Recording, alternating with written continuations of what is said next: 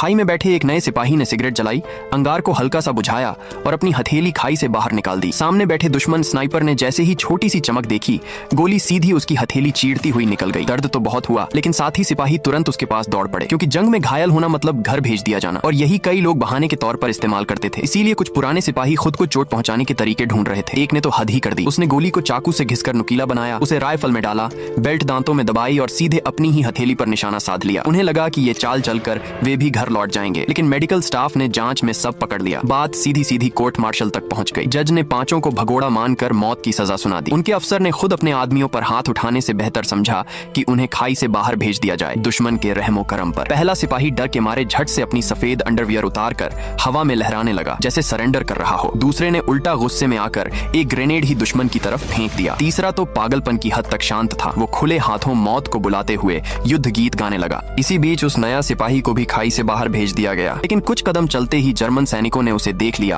और एक गोली उसके पेट में जा धंसी। किस्मत से वहां एक अनुभवी सिपाही आ पहुंचा, वही जो 5 भगोड़ों में से एक था। उसने तुरंत मैनिक का नेम टैग उतारा, उसके बदले किसी दूसरे सैनिक वाला लगा दिया और उसे कंधे पर उठाकर फील्ड हॉस्पिटल ले गया। तभी बाहर अचानक धमाके होने लगे। जर्मन सेना ने अस्पताल को उड़ा दिया। अस्पताल की छत में एक बड़ा शेल आ फंसा था और एक नर्स गलती से हाइड्रोजन ब्लिम्प की लीवर छू बैठी। ब्लिम्प धीरे धीरे उस शेल की ओर बढ़ने लगा। सबके चेहरों पर दहशत साफ थी और लोग जान बचाने को बाहर भागने लगे। उसी पल वो अनुभवी सिपाही तेजी से स्टील स्टोरेज में घुसा, दरवाजा बंद किया और रबर की चादरों के ढेर में छिप गया। अगले ही सेकंड ब्लिम्प शेल से छू गया, पिन दब गया और हाइड्रोजन का भयानक धमाका पूरे अस्पताल को उड़ा ले गया। किसी चमत्कार की तरह वो सिपाही बच गया, लेकिन मैनिक को सिर पर लगी चोट के कारण सब याददाश्त चली गई। उसे एक बूढ़ी औरत ने घर ले जाकर अपना बेटा बना लिया। कुछ ही समय बाद उसकी मंगेतर उसे ढूंढते ढूंढते वहां पहुंची। जैसे ही दोनों की नजरें मिली, लड़की की आंखों से खुशी के आंसू बहने लगे। आखिर उसे उसका प्यार मिल ही गया।